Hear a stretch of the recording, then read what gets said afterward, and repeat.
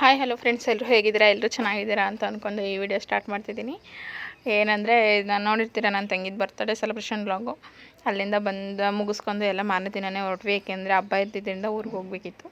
ಅದಕ್ಕೆ ಅಲ್ಲಿಂದ ಹೊರಟರೆ ನಮ್ಮಮ್ಮರು ಬಂದು ಬಸ್ ಸ್ಟ್ಯಾಂಡಿಗೆ ಬಂದಿದ್ದರು. ಏಕೆಂದರೆ ನಮ್ಮ ಕಂದ ಬಂದಿರಲಿಲ್ವಲ್ಲ, ಅದಕ್ಕೋಸ್ಕರ ನಮ್ಮಮ್ಮರು ಬಸ್ ಸ್ಟ್ಯಾಂಡಿಗೆ ಬಂದು ಆಟೋಗೆ ಹತ್ತಿಸಿ ಕಳಿಸಿದ್ರು. ಅಲ್ಲಿಂದ ಅರಸಕೆರೆಗೆ ಬರ್ತಿದ್ದಂಗೆ ನಮ್ಮ ಹಸ್ಬೆಂಡ್ ಬಂದಿದ್ದರು. ಅವ್ರ ಜೊತೆ ನಾನು ಮತ್ತೆ ಮನೆಗೆ ರಿಟರ್ನ್ ಆದೆ.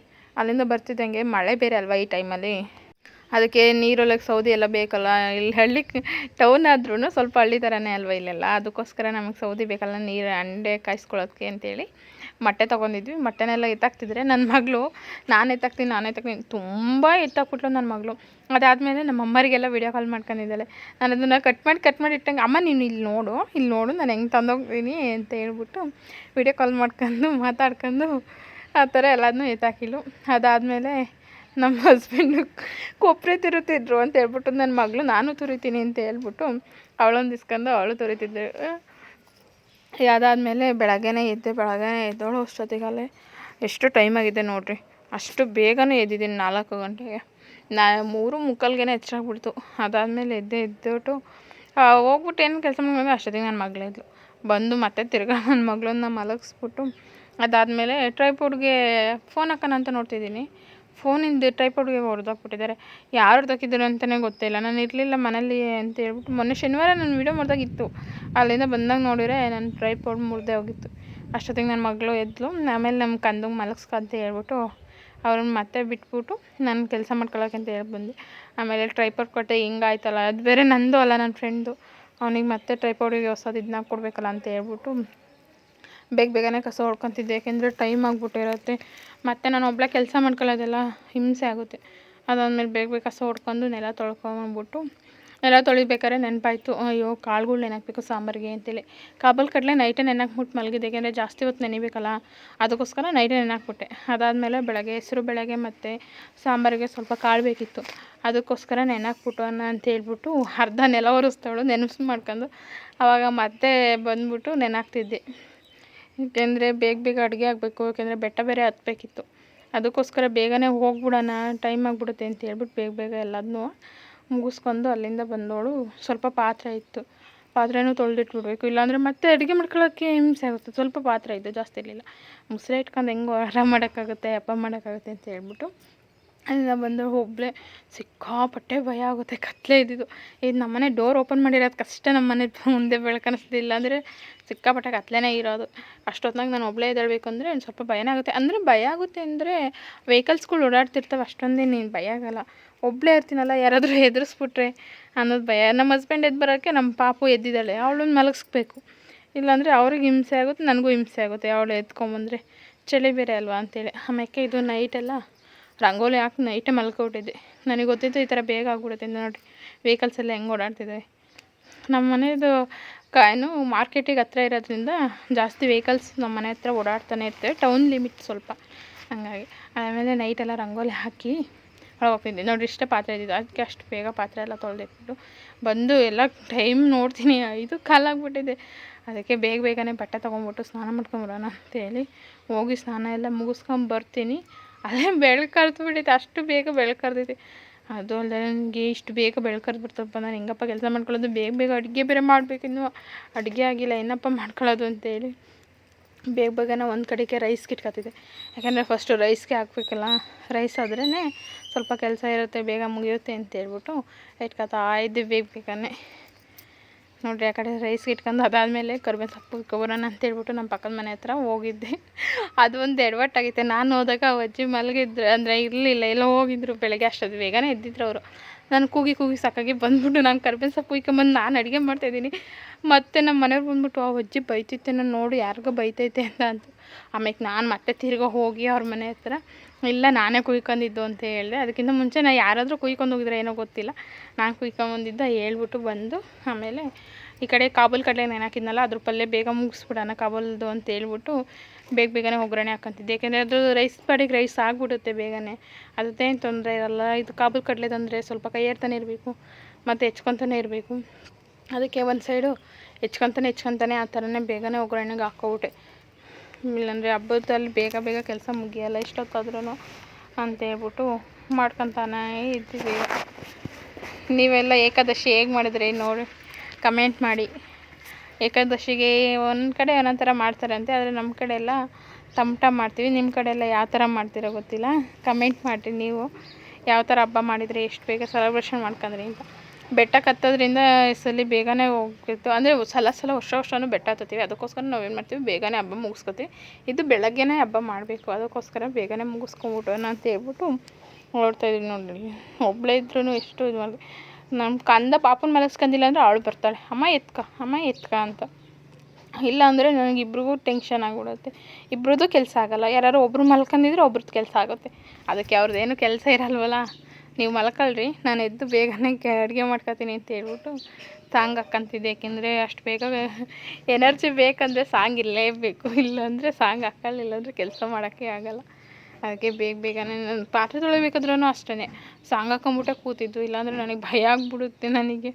ಅದಕ್ಕೋಸ್ಕರ ನೋಡ್ರಿ ಎಷ್ಟು ಬೇಗ ಅಡುಗೆ ಮಾಡಿದೆ ಅಂತ ನನಗೆ ಗೊತ್ತಾಗಿಲ್ಲ. ಏನಿಲ್ಲ ಅಂದರೂ 1:30 ಗಂಟೆ ಆಯ್ತೇನಪ್ಪ, ಅಷ್ಟು ಬೇಗ ಅಡುಗೆ ಮಾಡಿಬಿಟ್ಟೆ. ಕಾಬೂಲ್ ಕಡಲೆದೆಲ್ಲ ನೆನೆಯೋಕೆ ಇದು ಮಾಡಿದೆ. ಆಮೇಲೆ ನೈಟೇ ಕೊಬ್ಬರಿ ಎಲ್ಲ ತುರಿದಿಟ್ಕೊಬಿಟ್ಟಿದ್ದೆ, ಇಲ್ಲಾಂದರೆ ಜಾಸ್ತಿ ಟೈಮ್ ಆಗಿಬಿಡುತ್ತಾ, ಮತ್ತು ಎಲ್ಲಿ ಅವಾಗ ತುರ್ಕೊಳ್ಳೋಕ್ಕಾಗಲ್ಲ ಅಂತ ಹೇಳ್ಬಿಟ್ಟೆ ನೈಟೇ ನಮ್ಮ ಕಂದಂತ ತುರಿಸ್ಕೊಬಿಟ್ಟೆ ಹೆಂಗವ.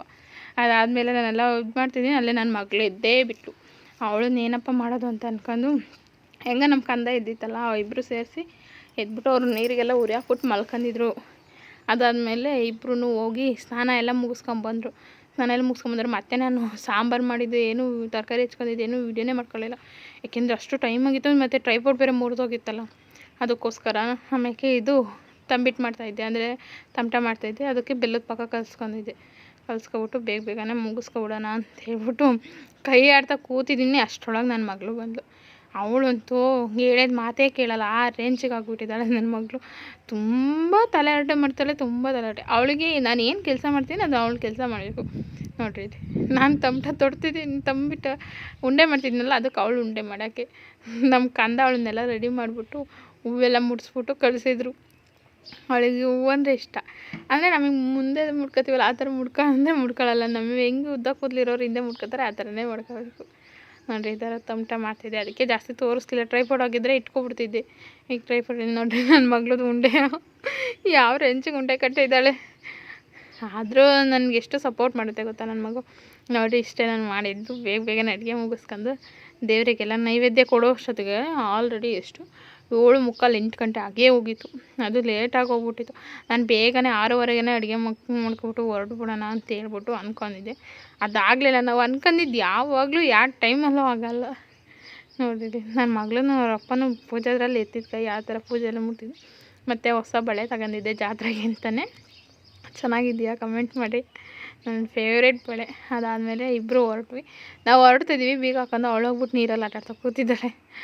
ಅದಾದಮೇಲೆ ಇದು ಇವತ್ತಿಂದು ಜಾತ್ರೆ ಅಲ್ವಾ, ತಿಮ್ಮಪ್ಪಂದಲ್ವ, ಮೇಲೆ ಹತ್ತುತ್ತೀವಲ್ಲ, ಅದಕ್ಕೆ ಊರಿನ ಮನೆಯೆಲ್ಲ ಇಟ್ಕೊಬಿಟ್ಟು ಹೊರಟು ಅಲ್ಲಿಂದ ಬೈಕ್ನೆಲ್ಲ ಪಾರ್ಕಿಂಗ್ ಮಾಡಿ, ಪಾರ್ಕಿಂಗಿಂದ ಬಂದು ಬಸ್ ಸ್ಟ್ಯಾಂಡಲ್ಲಿ ಎಲ್ಲರೂ ಹತ್ತಿದ್ವಿ. ನಾನು, ನಮ್ಮಮ್ಮ, ನಮ್ಮ ಆಂಟಿ, ನಮ್ಮ ಕಂದ, ನಮ್ಮ ಪಾಪು ಎಲ್ಲ ಹೊರಟು. ನೋಡ್ರಿ ಇಲ್ಲಿ ಎಷ್ಟು ರಶ್ಶು ಅಂದರೆ 5 ನಿಮಿಷ ನಿಂತ್ಕೊತಿಲ್ಲ ಬಸ್ಸು, ಅಷ್ಟು ರಶ್ಶು, ಸಿಕ್ಕಾಪಟ್ಟೆ ರಶ್ಶು. ಎಷ್ಟು ಅಂದರೆ ಸಿಕ್ಕಾಪಟ್ಟೆ. ನಮಗೆ ಬೆಟ್ಟ ಹತ್ತೋಕ್ಕೂ ತುಂಬಾ ಹಿಂಸೆ ಆಗಿಬಿಟ್ಟಿತ್ತು. ಅದು ಅಲ್ಲದೆ ನೋಡ್ರಿ ಇಲ್ಲಿ ಎಷ್ಟು ಜನ ಅಂದರೆ ಸಿಕ್ಕಾಪಟ್ಟೆ. ಬಸ್ ಸ್ಟ್ಯಾಂಡಲ್ಲಿ ಎಷ್ಟು ಜನ ಇದ್ದರೆ ಜಾತ್ರೆ ಒಳಗೆ ಎಷ್ಟು ನೋಡ್ರಿ, ಇಲ್ಲಿ ಸ್ವಲ್ಪನೂ ಜಾಗನೂ ಬಿಡ್ತಿಲ್ಲ ಮುಂದೆ ಹೋಗೋಕೆ, ಅಷ್ಟು ಹಿಂಸೆ ಆಗ್ತಿದೆ. ಅಲ್ಲಿಂದ ಬಂದು ತಿರುಪತಿ ದೇವಸ್ಥಾನದ ಹತ್ರ ಇಳಿದ್ವಿ. ಅಲ್ಲೇ ಸ್ಟಾರ್ಟ್ ಆಯಿತು ಸೋನೆ ಎಲ್ಲ ತುಂಬ. ಇಷ್ಟೊಂದು ಸೋನೆ ಸ್ಟಾರ್ಟ್ ಆಗಿಬಿಡ್ತಲ್ಲ, ಏನಪ್ಪ ಮಾಡೋದು ಅಂತ ಅನ್ಕೊಂಡ್ವಿ. ಆದರೆ ತಿರುಪತಿ ಗುಡ್ಡ ನೋಡ್ರಿ, ಬೆಟ್ಟ ಏನು ಸಕ್ಕತ್ತಾಗಿ ಕಾಣಿಸ್ತಿತ್ತು ಮಳೆಗೆ ಅಂತಂದರೆ ಸಿಕ್ಕಾಪಟ್ಟೆ ಸಕ್ಕತ್ತಾಗಿ ಕಾಣಿಸ್ತಿದ್ರು. ನೋಡ್ರಿ ನನ್ನ ಮಗಳು ನನ್ನ ಹತ್ರ ಬರೋದೇ ಇಲ್ಲ, ನಮ್ಮ ಅಮ್ಮ ಇದೆ. ಆಮೇಲೆ ಅವ್ರನ್ನೆಲ್ಲ ನೆಟ್ಕೊಂಡು ಹೋದ್ವಿ. ಅವ್ರ ದೇವಸ್ಥಾನದ ಹತ್ರ ಕೈ ಮುಗಿತಿರ್ಬೇಕಾದ್ರೆ ನಮ್ಮ ಕಂದ ಎತ್ಕೊಂಡು ಎಲ್ಲ ಚೆಲ್ಲೆ ಪಿಲಿ ಆಗ್ಬಿಟ್ರೆ. ಅಷ್ಟು ಜನನ, ಸಿಕ್ಕಾಪಟ್ಟೆ ಜನ. ಒಂದು ಹೆಜ್ಜೆ ಇಟ್ಟರೆ ಇನ್ನೊಂದು ಹೆಜ್ಜೆ ಇಟ್ಟಷ್ಟೇ ಅಷ್ಟು ಜನ ಇದಾಗ್ಬಿಟ್ಟಿದ್ರು. ಅದಾದಮೇಲೆ ಬೆಟ್ಟದಿಂದ ಮಳೆ ಎಲ್ಲ ಕಮ್ಮಿ ಆಗೋಯ್ತು. ಬೆಟ್ಟ ಹತ್ತಕ್ಕೆ ಅಂತೇಳಿ ಎಲ್ಲ ಸ್ಟಾರ್ಟ್ ಮಾಡೋ ಅಂತ ಹೋದ್ವಿ. ಏಕೆಂದರೆ ಅಲ್ಲಿ ಅಷ್ಟು ದೂರ ಹತ್ತಬೇಕಿತ್ತಲ್ಲ, ಅದಕ್ಕೆ ಜಾಸ್ತಿ ಜನ. ರಶ್ಶು ಅಂದರೆ ರಶ್ಶು, ಸಿಕ್ಕಾಪಟ್ಟೆ ರಶ್ ಇದ್ದಿದ್ದು. ಎಷ್ಟು ಅಂದರೆ ಬೆಳಗ್ಗೆಯಿಂದ ಹತ್ತಿದ್ದಾರೆ, ಅಷ್ಟು ರಶ್ ಇದೆ. ಮತ್ತು ನಾವು ಹತ್ಬೇಕಾರೆ ಅಲ್ಲೇ 1 ಗಂಟೆ ಆಗಿತ್ತು. ಮತ್ತು ಇದು ನೋಡಿರಿ, ಮೇಕೆ ಹತ್ಬೇಕಾರೆ ಏನಾದರೂ ಇತ್ತ ಅಂದೋಗ್ತಾರಲ್ಲ, ಅದಕ್ಕೋಸ್ಕರನೇ ಚೆಕ್ಕಿಂಗಿಗೆ ಹಾಕಿದ್ರು ಅದನ್ನೆಲ್ಲವ. ಅದಾದಮೇಲೆ ನಾವು ಮುಂದೆ ಹೋಗ್ಬಿಟ್ಟು ಚೆಕ್ ಮಾಡಿಸ್ತಿದ್ರಲ್ಲ, ಒಬ್ಬೊಬ್ಬರೇ ಚೆಕ್ ಮಾಡಿಬಿಡ್ತಿದ್ದು. ಅದಕ್ಕೆ ನಾನು ಮುಂದೆ ಹೋಗ್ಬಿಟ್ಟು ನಿಂತಿದ್ವಿ ಅಲ್ಲೇ. ಇಲ್ಲಿ ನನ್ನ ತಮ್ಮದಿರು ಮತ್ತು ನಮ್ಮಮ್ಮ ನಮ್ಮ ಆಂಟಿ ಬರೋದನ್ನೇ ಕಾಯ್ತಾ ಇದ್ದರು. ಯಾಕೆಂದರೆ ಅವರು ಇನ್ನೂ ಚೆಕ್ಕಿಂಗ್ ಆಗಿರಲಿಲ್ಲ, ಅದಕ್ಕೋಸ್ಕರ ಎಲ್ಲ ಅಲ್ಲಿಗೆ ದೇವ್ರಿಗೆಲ್ಲ ಕೈ ಮುಕ್ಕೊಂಡು ಬಂದು ಹೊತ್ತಕ್ಕೆ ಸ್ಟಾರ್ಟ್ ಮಾಡ್ತಾ ನೋಡ್ತಿದ್ದೀವಿ, ಮೇಲೆಯಿಂದ ಇರುವೆ ಕಂಡಂಗೆ ಕಾಣ್ತಿದ್ದಾರೆ. ಸಿಕ್ಕಾಪಟ್ಟೆ ಜನ, ಅಷ್ಟಿಷ್ಟು ಜನ ಅಲ್ಲ, 10 ಜನಗಳು ಅಷ್ಟೇ, ಸಿಕ್ಕಾಪಟ್ಟೆ ಜನ ಇದ್ದಾರೆ. ಇಷ್ಟು ಲಕ್ಷಾಂತರ ಜನ ಜಾತ್ರೆಯಲ್ಲಿ ಇದ್ದಿದ್ದು. ಅಷ್ಟು ಸೆಕ್ಯೂರಿಟಿ ಮತ್ತು ಎಲ್ಲೆಲ್ಲೂ CC ಕ್ಯಾಮ್ರಾ, ಡ್ರೋನು, ಒಂದು 50 ಅಥವಾ 10 ಡ್ರೋನ್ ಅಂತ ಬಿಟ್ಟಿತ್ತು. ಮತ್ತು ಕ್ಯಾಮ್ರಾಗಳು ಎಲ್ಲ ತರೋ ಅಷ್ಟೊಂದಿದ್ದು. ಮತ್ತು ಹತ್ಬೇಕಾರಂತೂ ಸಿಕ್ಕಾಪಟ್ಟೆ ಸುಸ್ತು, ಯಾಕೆಂದರೆ ಜನ ಜಾಸ್ತಿ ಇದ್ರಾ ಅದಕ್ಕೆ. ಮತ್ತು ಅಲ್ಲಿಂದ ನೋಡಿದ್ರೆ ತಿರುಪತಿ ದೇವಸ್ಥಾನ ಏನು ಸಕ್ಕದಾಗಿ ಕಾಣಿಸ್ತಿದೆ ನೋಡ್ರಿ ವ್ಯೂ. ಅದಕ್ಕೋಸ್ಕರ ನಾನು ಸ್ವಲ್ಪ ಹತ್ತೋದು ವೀಡಿಯೋ ಮಾಡ್ಕೊಳ್ಳೋದು ಆ ಥರ ಮಾಡ್ತಿದ್ದೆ. ಅದು ಅರಸೀಕೆರೆ ಕೆರೆ ಎಲ್ಲ ಸುತ್ತಮುತ್ತ ಹಳ್ಳಿಗಳು ಎಲ್ಲ ಏನು ಸಕ್ಕದಾಗಿ ಕಾಣಿಸ್ತಿದ್ವು ಗೊತ್ತಾ ಮಾತ್ರ. ಅದನ್ನ ನೋಡೋಕ್ಕೆ 2 ಕಣ್ಣು ಸಾಲದು, ಏನೋ ಒಂಥರ ಸ್ವರ್ಗ ನೋಡ್ದಂಗೆ ಇದ್ದಿತ್ತು ಆ ಥರ. ಅಟ್ಲೀಸ್ಟ್ ಹತ್ತುತ್ತಾ ಫುಲ್ಲು ಹತ್ತೇ ಬಿಟ್ಟು. ಅಲ್ಲೇ ಆಂಜನೇಯನ ದೇವಸ್ಥಾನ ಇದೆ, ಈ ಥರ ಕಲ್ಲು ಮೇಲೆ ಕೆತ್ತಿರೋದು. ಅಲ್ಲಿ ಕೈ ಮುಕ್ಕಂದು ಮೇಕ್ ಹತ್ತುತ್ತೀವಿ, ರಶ್ಶು. ಅಲ್ಲಿಂದನೇ ಕ್ಯೂ ನಿಂತಿದೆ. 1200 ಮೆಟ್ಲಿರೋದು, ಅದರಲ್ಲಿ 950 ಮೆಟ್ಲಿಂದ 100 ಮೆಟ್ಲಿಂದ ಏನೋ ಸಿಕ್ಕಾಪಟ್ಟೆ ಕ್ಯೂ ಮಾತ್ರ. ಅಲ್ಲಿಂದನೇ ಕ್ಯೂ ಸ್ಟಾರ್ಟ್ ಆಗಿದ್ದು. ಅಲ್ಲಿಂದ ನಿಂತ್ಕೊಂಡು ನೋಡ್ತಾಯಿದ್ರೆ ಸಿಕ್ಕಾಪಟ್ಟೆ ಗಾಳಿಗೂ ಅದಕ್ಕೂ ಸ್ವರ್ಗ ಕಂಡಂಗೆ ಕಾಣ್ತಿತ್ತು. ಮತ್ತು ಲೈಟಾಗಿ ಸೋನ ಸ್ಟಾರ್ಟ್ ಆಗಿಬಿಡ್ತು.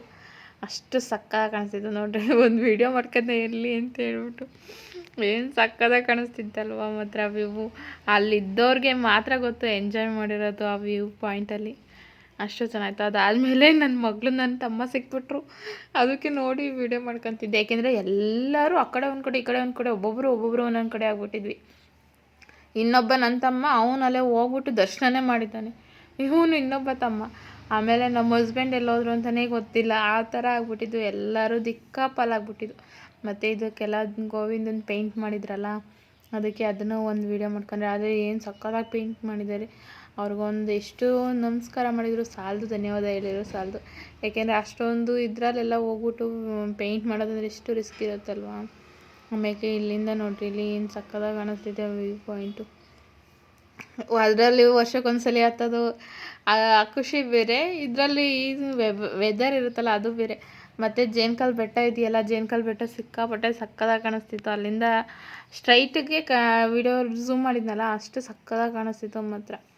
ಅದಾದಮೇಲೆ ನುಗ್ಲು ಮಾಡಿಬಿಟ್ರು, ಸಿಕ್ಕಾಪಟ್ಟೆ ಜನ ಬಂದುಬಿಟ್ರು. ಈ ಲೈನಲ್ಲಿ ಹೋಗೋದು ಬಿಟ್ಬಿಟ್ಟು ಮತ್ತೆ ಆ ಕಡೆ ಲೈನ್ ಬೇರೆ ಮಾಡ್ಕೊಂಡು ಆ ಕಡೆ ಎಲ್ಲ ನುಗ್ಗಿಬಿಟ್ರು ಜನಗಳು. ಹಂಗಾಗಿ ಸಿಕ್ಕಾಪಟ್ಟೆ ಜಾಸ್ತಿ ಟೈಮ್ ಹಿಡಿದ್ರು. ನಾವು ಹತ್ತಿದ ಟೈಮ್ ಆಗಿರಲಿಲ್ಲ, ಅಲ್ಲಿಗೆ ಹೋಗಿ ನಿಂತಿದ್ದೆ ಟೈಮ್ ಆಗಿದ್ದು ಜಾಸ್ತಿ. ಅದಾದಮೇಲೆ ನಮ್ಮ ಹಸ್ಬೆಂಡ್ ಪಾಪು ಎಲ್ಲ ಅವ್ರ ಕೈಲಿ ಕೊಟ್ಕೊಂಡು ನಾನು ಹಿಂದೊಬ್ಬರು ಮುಂದೊಬ್ಬರು ಆಗಿ ಮತ್ತೆ ಅಲ್ಲಿಂದ ಪಾಪನ ಬೇಗ ಮುಂದೆ ಕರ್ಕೊಂಡು ಹೋಗ್ಲಿ ಅಂತೇಳಿ ಅವ್ರ ಕೈಲಿ ಕೊಟ್ಟು ಕಳಿಸಿದೆ ಅವಳನ್ನು. ಯಾಕೆಂದರೆ ನಾನು ಎತ್ಕೊಂಡು ಹೋಗೋಕ್ಕಲ್ಲ, ಮತ್ತೆ ರಿಸ್ಕು ಬೇರೆ. ಪಾಪುನ ಎತ್ಕೊಂಡು ಹತ್ತಕ್ಕೆ ನನ್ನ ಕೈಲಂತೂ ಆಗೋದೇ ಇಲ್ವಲ್ಲ ಅಂತ ಹೇಳ್ಬಿಟ್ಟು. ಮತ್ತು ನಾನು ವೀಡಿಯೋ ಮಾಡ್ತೀನಿ. ನಾವು ಅವರು ಅಕ್ಕಪಕ್ಕ ಹೋಗ್ತಿದ್ದವರೆಲ್ಲ ನಮ್ಮ ಮುಂದೆ ಎಲ್ಲ ದರ್ಶನ ಮುಗಿಸ್ಕೊಂಬರ್ತಿದ್ದಾರೆ. ಯಾಕೆಂದರೆ ಆ ಕಡೆ ಎಲ್ಲ ಹೋಗ್ಬಿಟ್ರಲ್ಲ, ಹಂಗಾಗಿ ನಾವು ಬಂದ್ಬಿಟ್ಟು ನಿಧಾನಕ್ಕೆ ಬರ್ತಿದ್ವಿ. ಇನ್ನೂ ಎಷ್ಟು ಕ್ಯೂ ನಿಂತಿದೆ ನೋಡ್ರಿ. ಇಲ್ಲೂ ಒಳಗಡೆ ನಾನು ಒಳಗಡೆ ಕ್ಯೂ ಇಲ್ವೇನೋ ಅಂತ ಅನ್ಕೋತಿದ್ದೀನಿ. ಅಷ್ಟು ಕ್ಯೂ ಇದೆ, ಸಿಕ್ಕಾಪಟ್ಟೆ ಕ್ಯೂ ಇದೆ. ಎಷ್ಟು ಕ್ಯೂ ಮಾತ್ರ ಅಂದರೆ ನಿಂತೇ ಸಾಕಾಯಿತು. ಅಷ್ಟು ಕ್ಯೂ ನಿಂತ್ಕೊಂಡು ಅಷ್ಟು ಸುಧಾರಿಸ್ಕೊಂಡು ಸುಸ್ತಾಗಿದ್ರು ಬಂದು ದೇವ್ರ ದರ್ಶನ ಮಾಡ್ತಿದ್ದಂಗೆ ಅಲ್ಲಿದ್ದಂಥ ನಮಗೆ ಸುಸ್ತು ಆಯಾಸು ಎಲ್ಲ ಕಮ್ಮಿಯೇ ಆಗೋಯಿತು. ಯಾಕೆಂದರೆ ದೇವ್ರನ್ನ ದರ್ಶನ ಮಾಡ್ತಿದ್ದಕ್ಕಿಂತಲೇ ನಾವು ಅಲ್ಲಿಂದ ಬಂದಿರ್ತೀವಿ. ದೇವ್ರ ದರ್ಶನ ಆಗ್ತಿದ್ದಂಗೆ ನಮಗಿರೋಂಥ ಸುಸ್ತು ಕಮ್ಮಿ ಆಗಿರುತ್ತೆ, ನಮಗಾಗಿದ್ದಂಥ ನೋವು ಕಮ್ಮಿ ಆಗಿರುತ್ತೆ, ಕಾಲು ನೋವು ಇರಲ್ಲ. ಅಷ್ಟೇ ಕಷ್ಟ ಆದರೂ ಅಲ್ಲಿಗೆ ಬಂದಿರ್ತೀವಿ ನೋಡಿರಿ. ನಾನು ಅದನ್ನೆಲ್ಲ ಮುಗಿಸ್ಕೊಂಬರೋಷ್ಟಿಗೆ ಅಪ್ಪನ ಮಗಳು ಪೂಜೆ ಎಲ್ಲ ಮುಗಿಸ್ಕೊಂಬಂದ್ಬಿಟ್ಟು ತಿಂತ ಕುಂತಿದ್ದಾರೆ ಬಾಳೆಹಣ್ಣು ಎಲ್ಲವ ಪ್ರಸಾದವ. ಏಕೆಂದರೆ ಅವರು ಆಂಜನೇಯ ಸ್ವಾಮಿಗೆ ತುಂಬ ಇಷ್ಟ ಅಲ್ವಾ. ನನ್ನ ಮಗಳು ಆಂಜನೇಯನ ರೂಪನೇ ಅವಳು. ಅದಕ್ಕೆ ಅವಳಿಗೆ ಸಿಕ್ಕಾಪಟ್ಟೆ ಇಷ್ಟ ಬಾಳೆಹಣ್ಣು ಅಂದರೆ, ತುಂಬ ತಿಂತಾಳೆ ಅವಳು. ಅದಾದಮೇಲೆ ನಮ್ಮ ಅಮ್ಮಗೂ ನಮ್ಮ ಆಂಟಿಗೂ ವೆಯ್ಟ್ ಮಾಡ್ತಿದ್ವಿ. ಅಲ್ಲಿ ವೆಯ್ಟ್ ಮಾಡ್ತಾ ನಿಂತಿದ್ರೆ ನನ್ನ ಮಗಳದ್ದು ಏನು ಡ್ಯಾನ್ಸು ಯಾಕೆ ಅಂತ ಗೊತ್ತಿಲ್ಲ. ಬಾಳೆಹಣ್ಣು ಕಾಯಿ ತಿಂದ್ಬಿಟ್ಲು, ಚೆನ್ನಾಗೆ ತಿಂದ್ಬಿಟ್ಟು ಡ್ಯಾನ್ಸು ಅವಳದು. ನನಗಂತೂ ನೋಡಿ ನಗು ಸಿಕ್ಕಾಪಟ್ಟೆ.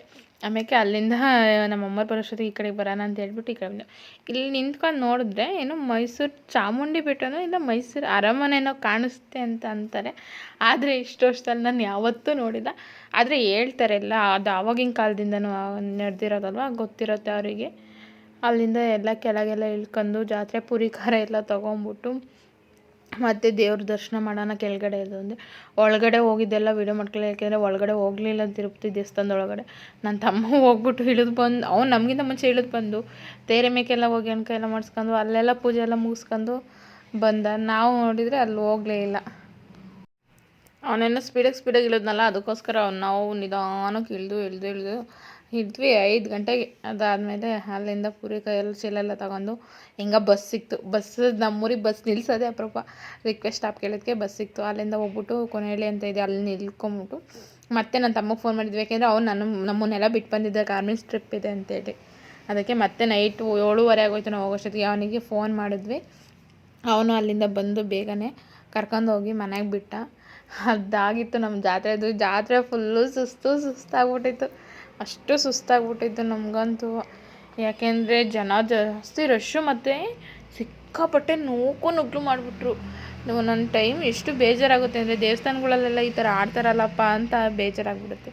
ಅದಾದಮೇಲೆ ನೋಡಿರಿ ನನ್ನ ಮಗಳು ಎಷ್ಟು ಚೆನ್ನಾಗಿ ಮಲ್ಕೊಂಡಿದ್ದಾಳೆ. ಅವ್ರ ಮಾಮ ಅಂದರೆ ತುಂಬ ಇಷ್ಟ ಅವಳಿಗೆ. ಇಷ್ಟ ಆಗಿತ್ತು ಜಾತ್ರೆ ಎಲ್ಲ. ಎಲ್ಲರೂ ಸಪೋರ್ಟ್ ಮಾಡಿ. ಜೈ ಆಂಜನೇಯ.